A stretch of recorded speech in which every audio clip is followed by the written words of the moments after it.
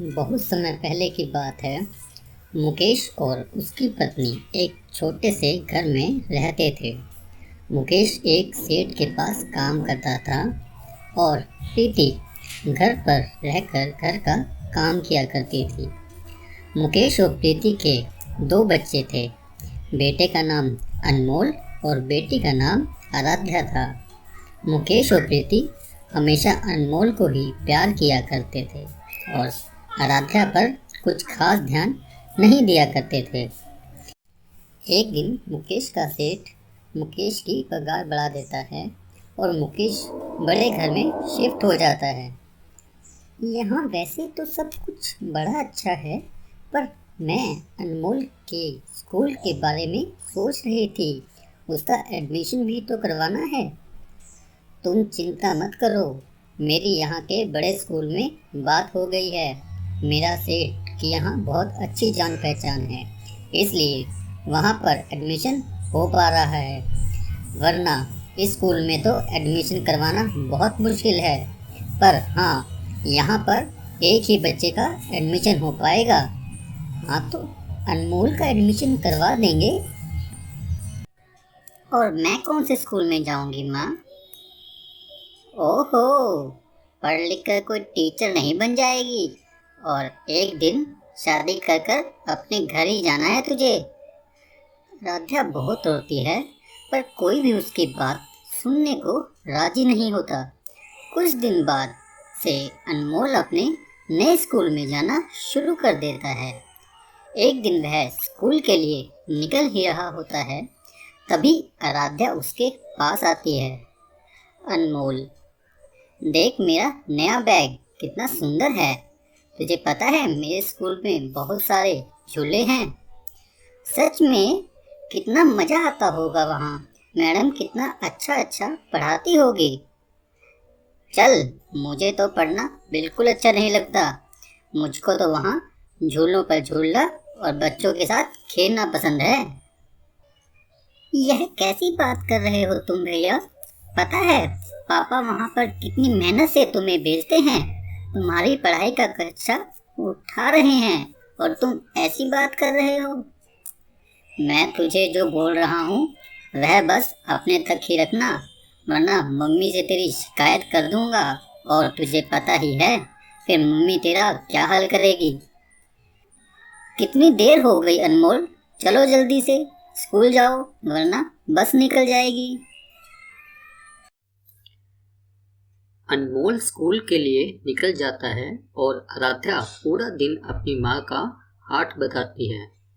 उसे स्कूल ना जाने का बहुत दुख होता था। एक दिन आराध्या को नींद नहीं आ रही होती है और वह खिड़की पर जाकर खड़ी हो जाती है। बाहर ठंडी ठंडी हवा चल रही होती है। आराध्या खड़ी खड़ी स्कूल के बारे में सोच रही होती है। तभी उसे एक आवाज आती है, COW काओ, MUG मग। आराध्या, बच्चों के पढ़ने की आवाज कहाँ से आ रही है? आराध्या फिर से ध्यान लगाकर सुनने की कोशिश करती है और उसे फिर से वही आवाज आती है, चलो बच्चों अपनी मैथ की बुक निकालो, आज मैं तुम्हें मैथ पढ़ाऊंगी। यह तो किसी टीचर की आवाज है जो बच्चों को पढ़ा रही है, पर इतनी रात को कौन सी टीचर बच्चों को पढ़ा रही है? आराध्या इधर उधर देखती है तो उसे अपने घर के सामने एक स्कूल की बिल्डिंग दिखाई देती है। उसकी खिड़की से लाइट आ रही होती है और खिड़की से बच्चों और टीचर की आवाज आ रही होती है। अच्छा, यह आवाज यहाँ से आ रही है। क्या इतनी रात को मुझे जाकर देखना चाहिए? आराध्या चुपचाप घर से बाहर निकल पड़ती है और उस बड़ी सी बिल्डिंग के पास जा खड़ी होती है। उस बिल्डिंग के ऊपर स्कूल लिखा होता है। आराध्या बिना सोचे समझे स्कूल के अंदर घुस जाती है। वहाँ काउंटर पर एक अजीब शक्ल की औरत बैठी होती है। तुम यहाँ क्या कर रही हो? तुम्हें पता नहीं तुम्हारी क्लास कब से शुरू हो गई है? जाओ, कल से लेट मत आना। मेरी क्लास? पर मैं तो यहाँ पहली बार आई हूँ।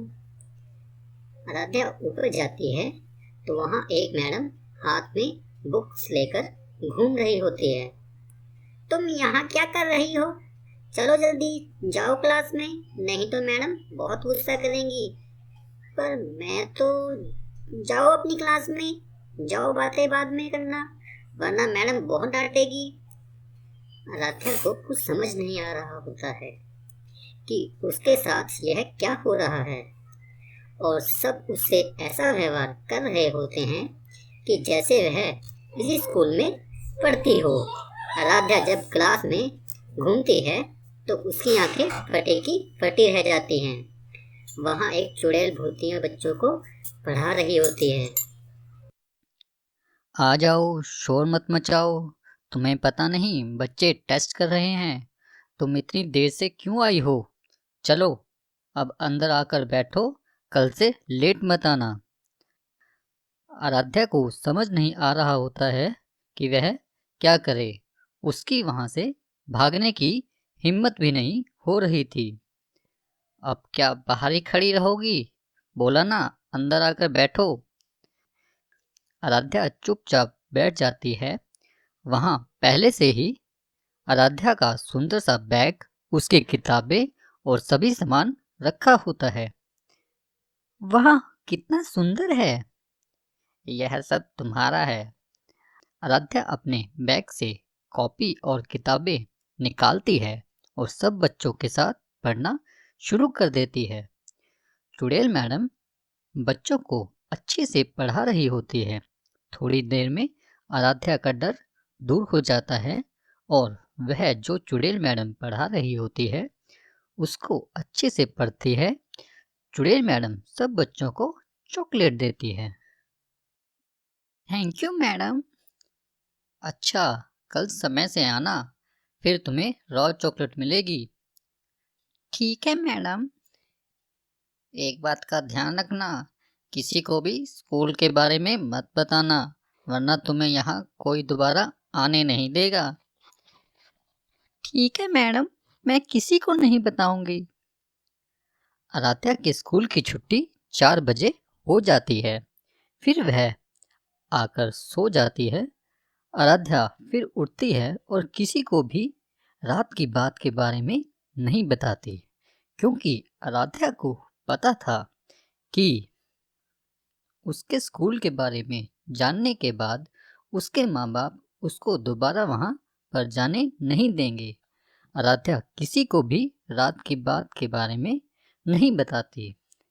आराध्या को पढ़ने का इतना शौक है कि उसे फर्क ही नहीं पड़ता कि उसे आधी रात को एक भूतिया स्कूल में जाना पड़ता है। वहाँ पर सब पढ़ने और पढ़ाने वाले बहुत अच्छे थे।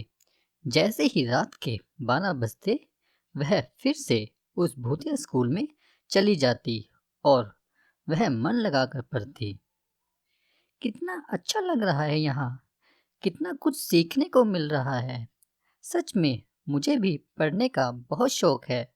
पर तुम सब भूत कैसे बन गए? एक दिन स्कूल में ब्लास्ट हो गया था और आग लग गई थी और बहुत से बच्चे उस आग में जलकर मर गए। स्कूल का मालिक भी उसी में जलकर मर गया। उस दिन से यह स्कूल बंद है, पर आज भी उस टीचर से पढ़ते हैं। आराध्या रोज स्कूल में जाती और उन बच्चों के साथ बैठकर पढ़ती थी। कभी कोई चुड़ैल मैडम पढ़ाती थी तो कभी कोई चुड़ैल मैडम। सभी चुड़ैल मैडम बहुत ही अच्छी थी। आराध्या को स्कूल में पढ़ते पढ़ते बहुत समय हो जाता है और उसकी पढ़ाई पूरी हो जाती है। आराध्या और अनमोल बड़े हो जाते हैं। अनमोल बड़े स्कूल में पढ़कर भी नालायक होता है और आराध्या स्कूल जाए बिना भी बहुत ही होशियार होती है।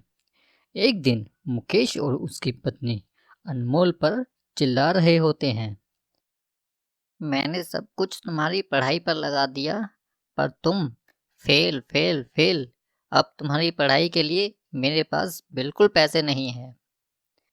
आपने मेरी पढ़ाई पर पैसे लगाए हैं तो कोई एहसान नहीं किया, पर मैंने तो अपनी तरफ से पढ़ाई की है ना। अगर मैं फेल हो गया तो हो गया, इसमें इतना गुस्सा क्यों हो रहे हो? हे भगवान, इस लड़के को तो बिल्कुल भी शर्म नहीं है। अनमोल पढ़ाई में बिल्कुल नालायक था और दिन प्रतिदिन बदतमीज भी होता जा रहा था। फिर उसने घर से पैसे तक चुराने शुरू कर दिए। एक दिन मुकेश और मुकेश का परिवार अपने बॉस के घर जाते हैं तो अनमोल वहाँ भी चोरी करने लगता है। उसका बॉस उसको रंगे हाथ पकड़ लेता है। यह वही है ना जिसका मैंने एडमिशन करवाया था? देखो, आज मेरे ही घर में चोरी कर रहा है। मुकेश, तुम्हें कल से ऑफिस आने की कोई ज़रूरत नहीं है। सर, इसमें मेरी क्या गलती है? मैं चोर के बाप को नौकरी पर नहीं रख सकता। अनमोल की हरकत की वजह से मुकेश की नौकरी चली जाती है और वह सड़क पर आ जाते हैं। उनके घर में खाने को एक दाना भी नहीं होता और आराध्या को यह देखकर बहुत बुरा लगता है। आराध्या आस पड़ोस के बच्चों को पढ़ाने लगती है और घर का खर्चा चलाने लगती है। जब आराध्या के माँ बाप को पता चलता है कि आराध्या बच्चों को पढ़ाती है तो वह बहुत हैरान हो जाते हैं। मुकेश, आराध्या तो कभी स्कूल ही नहीं गई, तो वह दूसरे बच्चों को कैसे पढ़ा सकती है? प्रीति यह सोचकर बहुत ही परेशान थी। प्रीति एक दिन आराध्या से पूछती है, तुमने इतनी पढ़ाई कहाँ से करी? पर आराध्या यह बताते हुए हिचकिचाती है। पर आराध्या के माँ बाप उसके पीछे ही पड़ जाते हैं तो आराध्या को सब कुछ बताना ही पड़ता है। तुम आधी रात को भूतों के स्कूल में पढ़ती थी, यह सब हमारी गलती है। हमने कभी भी तुम्हारी पढ़ाई को अहमियत नहीं दी। तुम्हारे अंदर पढ़ने की कितनी लगन है। हमने अनमोल के लिए अपनी सारी कमाई लगा दी, पर उसने तो मुंह दिखाने के लायक नहीं छोड़ा। हमें माफ़ करना बेटी। आराध्या फिर कभी भी उस स्कूल में नहीं जाती, पर उन टीचरों को दिल से धन्यवाद करती। अगर आपको मेरी और मेरे भाई की वीडियो अच्छी लगी तो मेरे चैनल को लाइक सब्सक्राइब जरूर करें।